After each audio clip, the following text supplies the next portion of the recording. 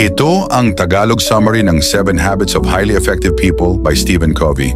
Ang unang habit ay maging maagap. Isipin mo na nasa isang libing ka at nakikita mo ang sarili mo sa kabaong. Ano ang sasabihin mo tungkol sa sarili mo? Gusto mo bang maalala bilang isang mabuting asawa o isang taong nakapag-ambag sa lipunan? Pag-isipan kung ano ang mga kailangan mong baguhin para maging ang taong gusto mong maging. Ang ikalawang habit ay isipin kung ano ang pinakamahalaga sa iyo tulad ng kalusugan at pamilya.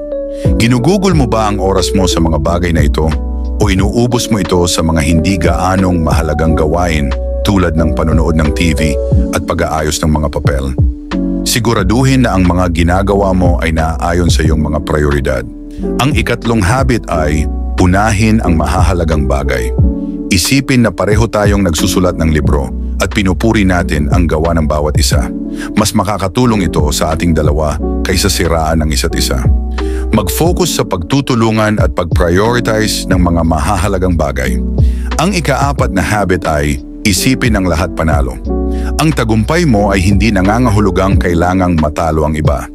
Tulungan ang iba at tutulungan ka rin nila. Mag-focus sa paglikha ng halaga para sa lahat.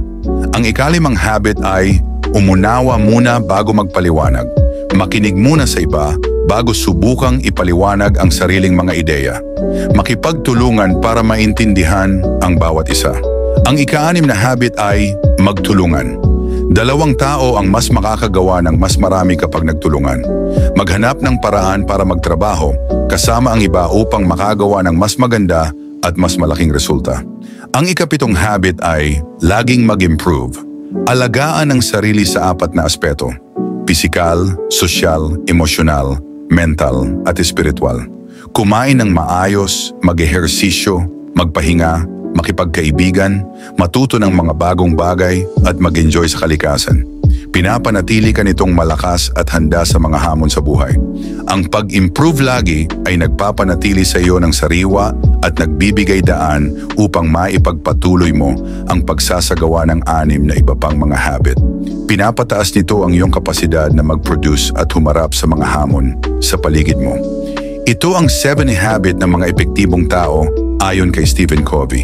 Sana ay magamit mo ito sa pagpapaganda ng iyong buhay. Salamat sa pakikinig sa Book Summaries in Tagalog.